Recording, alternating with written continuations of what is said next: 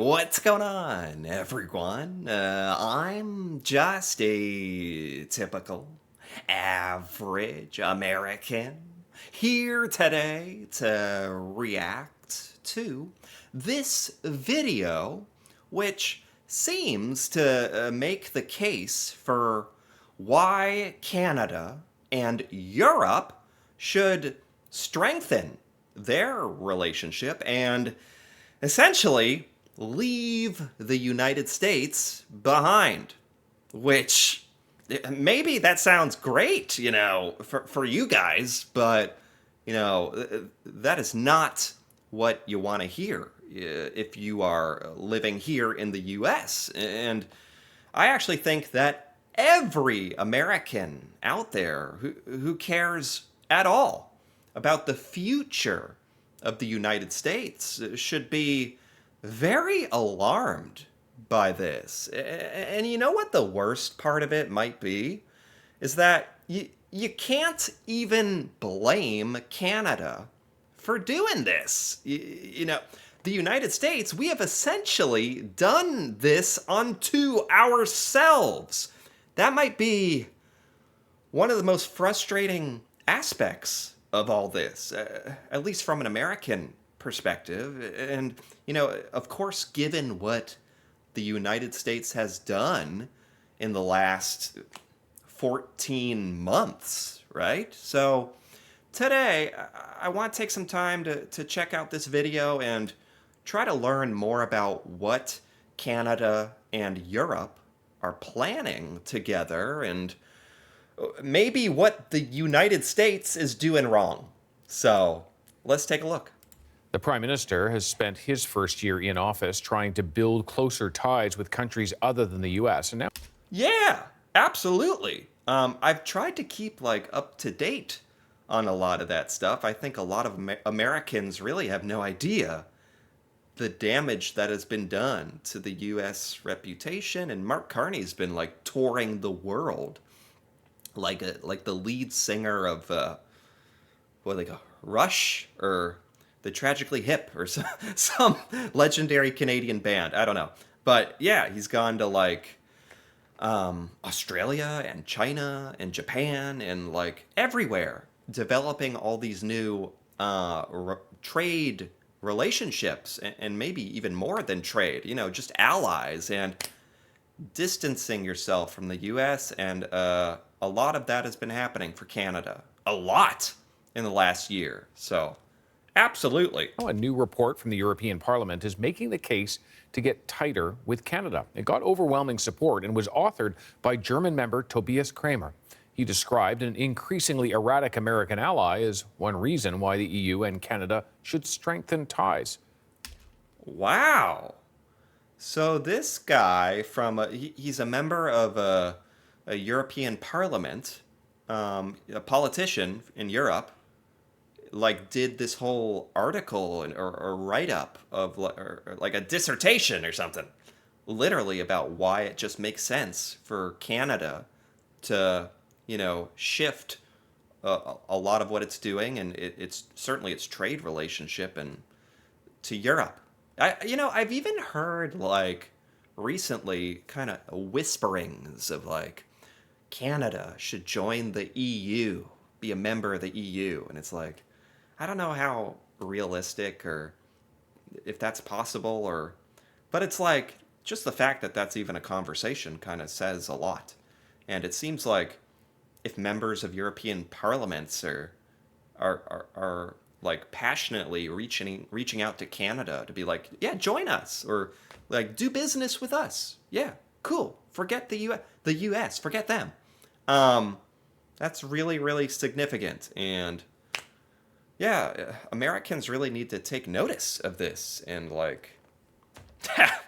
at this point, I don't know how much is gonna change, because if anything, things only seem to be getting worse or more extreme as time goes on. I don't know. I spoke with him about his report. Tobias Kramer, thank you very much for joining me. Thank you so much for having me. You are the author of this report looking at closer ties between the EU and Canada. Give me your case. Okay. I mean, I think the case almost makes itself. We are in, as the Prime Minister put it, a moment of rupture in the international order. The case makes itself. The United States is completely off their rocker. We've completely gone off the deep end. Like, you don't know what we're going to do one day to the next. So it's like you're in a room, you're trapped in a room or a bus station or something, and there's like some insane guy just like going crazy. That's the United States. And all of you guys are just like waiting for the train or whatever, like just kind of backing away, like kind of looking at each other like yeah, okay, let's go do. And then somehow in this analogy you get on the train and become trade allies, but I don't know if that works as well. But it's, you don't have to be a genius to see kind of like what he's saying, that it just makes sense. And Europe, our countries, and Canada are facing the challenges very much the same. We are in a world of war-addicted Russia, an increasingly assertive China, and a somewhat erratic American ally. And we see Somewhat erratic American ally. That's a very diplomatic way of saying that. I have no problem calling out the stupid things we've done and are doing, and yeah, it should be pretty eye-opening for every American, like it is for me, to hear America in the same breath as like Chinese aggression, war mongering Russia, unpredictable, crazy United States. Like we're in the same category now. Like you would think we'd be like taking notice of that. very clearly that we are aligned with Canada, not just because of our common cultural heritage or the values we share when it comes to democracy, free trade, etc., but really also with the strategic challenges we have at the moment and our willingness to build a better international order, not just lamenting the rupture of the old one. And in Europe, that is seen very clearly at the moment. And this Wow. is why I'm very happy that the report was also voted with 76%. That is pretty rare, three-quarters of a parliament in terms Really? of division. So it's in some ways Europe trying to, or at least the European Parliament trying to respond and say very clearly, we want to work with Canada. Wow. I didn't know about that. I don't like, is this big news in Canada? Like it seems like it should be.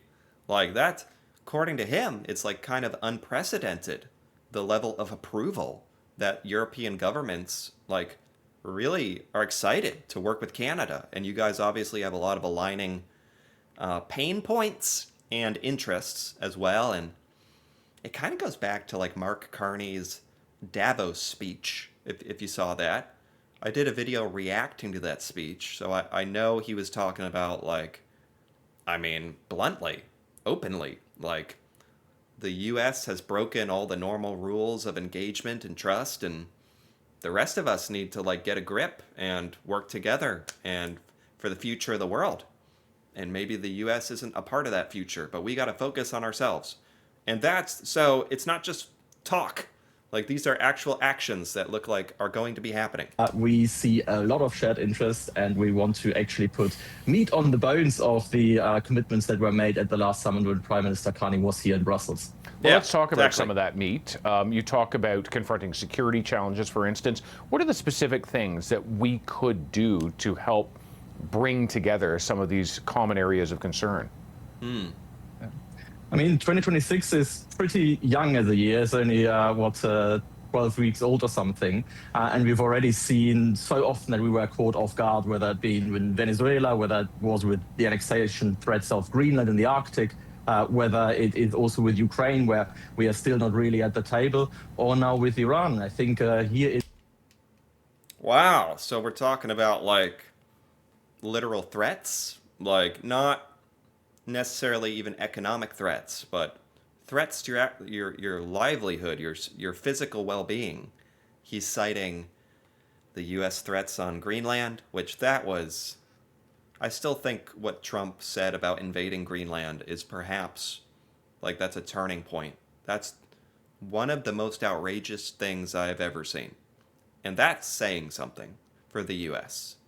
The fact that we would threaten that, did threaten that, it's frankly like unforgivable in a way, right? Like I think that was a big turning point for a lot of Americans like me to really like open our eyes and be like, we're really just straight up becoming the bad guy. Is that what is that is are we just going to sit back and allow that to happen? Like I think a lot of Americans kind of thought that, which is, sad that that's what it took to open a lot of eyeballs, but I guess it's a good start. Um, yeah, the fact that he's talking about the aggression of the U.S. as a threat, and now like, waging war on Iran and stuff, and what the rest of the world like, how you perceive it is really eye-opening. It's really in the interest of middle powers like many European countries, but also Canada, to work together and say we don't just want to be reactive, we want to be proactive, working together more closely. So when it comes to security and defense, on the one hand, we really would like to have a more formalized way of talking together, really like almost having it as a reflex that it's not just the Europeans and the Canadians giving statements one after the other, but Right. having that together when some Wow. Right, like a formal. He wants to formalize it and make it like real and substantial. The partnership between Canada and Europe, and that's really interesting. thing happens, but really also in the long run when it comes to defense cooperation. Canada is the only non-European country participating, for instance, in the SAFE program. That is a way of European countries taking out money together to try to build capabilities together, because in this new world we understand that it's good to have our values, but we need to match our values also with our capabilities. And Right, that was big. Canada is the only non-European country in this SAFE program. That's kind of the start of the Canada-Europe thing. Is maybe Canada is going to become part of Europe or the EU, or like it still seems like as logistically, nah, not even like as much as emotionally, or as much as it kind of seems to make sense, like the relationship fits geographically, it just doesn't make sense. Like you gotta don't you gotta be in Europe to be part of Europe? That's all. I mean, Canada is the only non-European country being part of that, and I think that really shows the path that we have to go. We live in a world of increasing geopolitics where strength matters, and there I think is a win-win for both Canada and the EU to work together. they say age is just a number. Maybe geography is just a fact of physics. It's just whatever. Who cares? I'm going to pick up on something you said. We are the only non-European, and I bring that up because Finland's Alexander Stubb met with Mark Carney about a week ago, and he said, jokingly, maybe Canada should join the European Union. Well, we are non-European. Do you think there's actually any weight to that kind of an idea? Whoa! They're actually going to talk about this? This is perfect. Okay, because I've been wondering about this. Beyond a joke? I mean, the nice thing about the European Union is that unlike other complexes, for us it's really if a country wants to join, and then we look at that.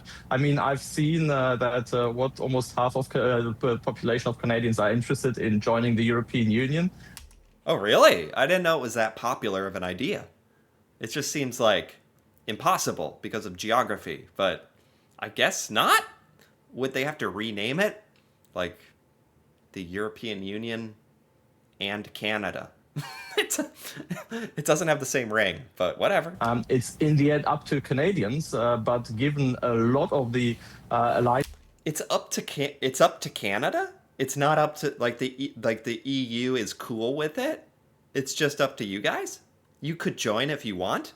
Wait, what? I didn't know about all this. We see. I'm somebody who thinks that given what has happened over the last couple of years, I won't exclude anything. So I like that as a long-term vision, but it ultimately is up to Canadians. But in the meanwhile, I think there are also already so many things we can do in the next couple of weeks and months ahead. to really cooperate already with the frameworks we have, and also to have steps in that direction. Maybe even with an association agreement as a first step. That is what I would really like to see. So I like the idea, but it also doesn't mean that we should just wait for that. We should also really do the steps that are already possible right now with the frameworks we have. Yeah. Oh my God. Am I the only one who didn't know, like, that this could actually be a thing? I thought it was like just fun talk. This is way more serious than I thought. Canada joining the EU. As I understand it, it's not super easy that some of the rules in the European Union have to change to allow something outside of continental Europe to actually become part of the EU. So it wouldn't be all that automatic. I do want to pick up on one thing, because I see a map of Ukraine in the background at your desk there. Clearly, this is an important topic for you. As we look at Ukraine's territorial integrity, we see the U.S. withdrawing much of its support for for Ukraine. What is the role of the EU? Yeah, I'm afraid so. The Ukraine, that's old news, out of fashion, out. Bye. That's how it works here in the U.S. We're on to the next thing. Iran, Ukraine, old news. We don't care. That's, I'm being facetious, but that's how it seems to work here. In any of these on-again, off-again peace talks that have happened involving the Americans, the Ukrainians, and of course the Russians. And you're absolutely right. I mean, I think Ukraine is perhaps for Europe right now the most important, most existential issue we face. We know that. That's amazing to hear, because Ukraine, no offense, couldn't be less talked about in the United States. I was joking how it's old news. It's not even that much of a joke. You never hear anyone in the U.S. talking about Ukraine anymore. It just goes to show how, like, out of sight, out of mind. Like, we're not in Europe, so we just don't we don't care about it. Like, I mean, we cared for a while, but it's just amazing how that works. Vladimir Putin has invaded Ukraine not just for the sake of Ukraine or some territory in the Donbas. Putin has invaded because he's terrified of the European Union and the way we are living. He's terrified of functioning democracies in Europe and across the world, because they challenge the lies that his regime is built upon. So for us, this is really where also our liberty and the strength of our democracies is defended. And as I say, I was just there a couple of weeks ago, and really seeing the resilience of Ukrainians there. I think it's absolutely essential that we as a European Union keep to our word and continue protecting and helping Ukraine in their heroic fight against the Russian invasion. Okay, well, I think the rest of this video is just about Ukraine. Not to perpetuate the American stereotype that we don't care, but that's not really what the topic of this video, for my purposes, is supposed to be about. And, obviously, like, Godspeed to Ukraine. It's a travesty what Russia is doing to Ukraine, and it's been dragged on for so long. And Donald Trump promised if he became president, he would end the war, Russia-Ukraine war, on day one. He said that. I remember that.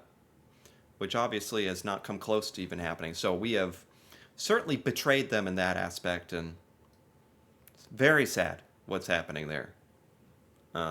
Anyway, so not to make light of Ukraine, for sure.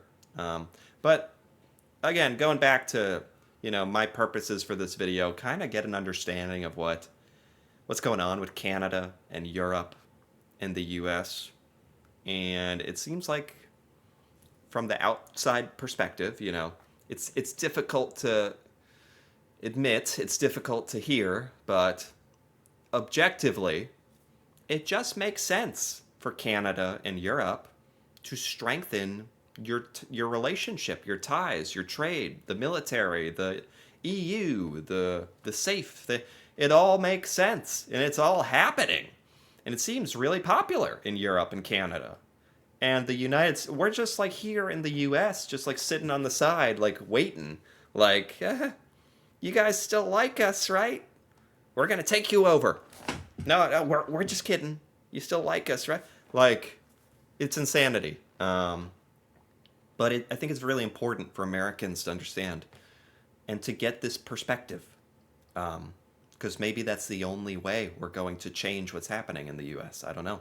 So, anyway, if you enjoyed this, feel free to give this video a like or leave a comment with your thoughts, especially if you're Canadian, your thoughts on working with Europe, you know, leaning more towards Europe and away from the US. And that'd be really interesting to hear about, especially from a Canadian perspective, of course. And if you're interested in more videos like this, me reacting to Canadian things that I have never seen before, feel free to subscribe for more. And until then, thanks for watching, and see you next time.